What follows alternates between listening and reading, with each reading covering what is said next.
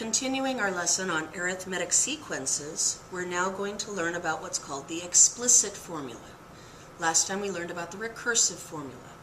The explicit formula defines any term in the sequence based on its term number. This means I don't have to know the term before it to find the next term. I can find any term I want. So let's go with the same list we used before. 2, 5, 8, 11, 14. This one will have an explicit formula that a sub n is equal to 2, that's our first term, plus 3, that's the common difference, multiplied by the value of n minus 1. So in general, what I have is a sub n, the nth term, meaning any number that I want to find, will always be equal to the first term plus that rate of change, that common difference that we know, multiplied by n minus 1, where n is the term number we're trying to find.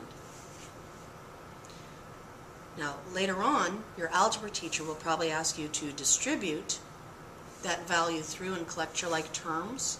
For now, let's just work on seeing if we can write the explicit formula. We'll clean it up later. So for our example, I would like us to find the 8th term. That means I want to find a sub 8.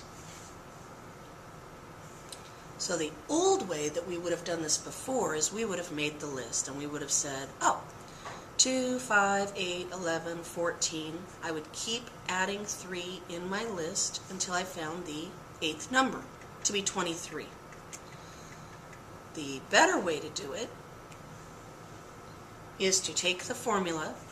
We're looking for the 8th term, so it's a sub 8, equal to the first term in our sequence, which is 2, plus the common difference, which was 3, multiplied by, I put in my n value, the 8 minus 1. Now I'm going to follow order of operations. 8 minus 1 is 7, so I now have that a sub 8 is equal to 2 plus 3 times 7. Now by order of operations, I need to clean up the 3 times 7. So a sub 8 is equal to 2 plus 21. Finally, I'm going to add, and the 8th term is 23. And it matches. I proved it using the list from when we did it the old way. Now, what if I wanted you to find the 100th term? I don't know about you, but I don't want to have to write that list out until I find the 100th term. This formula is going to be much easier to work with. So now I'm trying to find the 100th term, so it's a sub 100 equal to 2, which is the first term in my sequence, plus 3, remember that's how much I add each time, multiplied by the n value, I'm looking for the 100th term, minus 1. By order of operations, we need to clean up the parenthetical expression. 100 minus 1 is 99. So now I'm going to do the problem. A sub 100 is equal to 2 plus 3 times 99. 3 times 99 is 297, so this becomes a sub 100 is equal to 2 plus 297. In other words, the 100th term will be 2 plus 297, or the 100th term will be 299. A sub 100 equals 299. And that's how you work with what's called an explicit formula. Let's walk through an example of how to find the explicit formula again. Let's find the explicit formula for this sequence of numbers. -2, -7, -12, -17. Remember, the explicit formula has this general expression that the nth term I'm looking for is equal to a sub 1 plus that common difference multiplied by n minus 1. We only have 2 things we need to find. We need to find the a sub 1 value, and we need to find the common difference. So the first thing you do is ask yourself, what is the first term? What is a sub 1? The second thing you need to ask yourself is, what is the value of D? What is the common difference in the list? Well, A sub 1, the first term, is the -2. And the common difference is, well, how do my numbers change? That's right, I'm subtracting 5 each time. So that means A sub 1, the first term, is -2, and the D value is -5. Now all I have to do is take these two values and plug them in to that formula.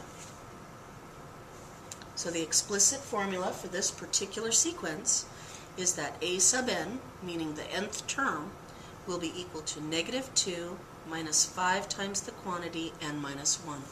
And I'm done.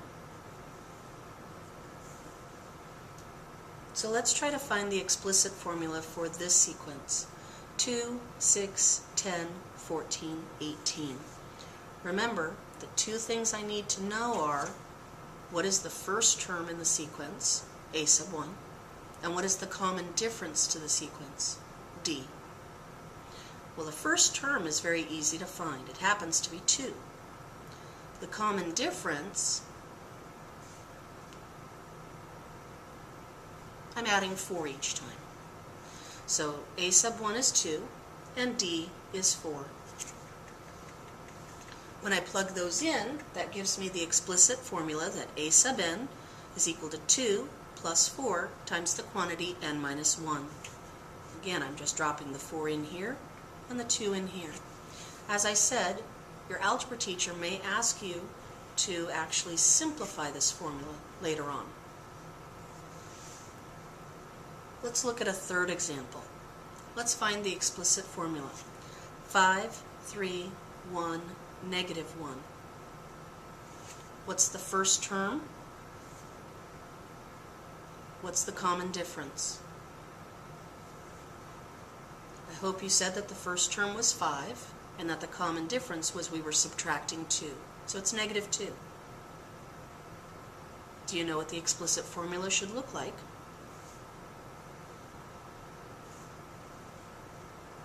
Here it is. A sub n is equal to 5 minus 2 times the quantity n minus 1. Now, if your algebra teacher asks you to clean this up, what they're going to want you to do is distribute this through.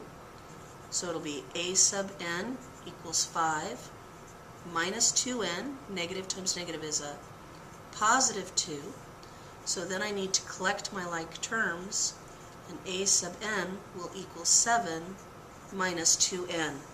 So your algebra teacher may actually ask you to clean up each of your explicit formulas. I'll be happy if you can plug in the right pieces in the right spot to begin with.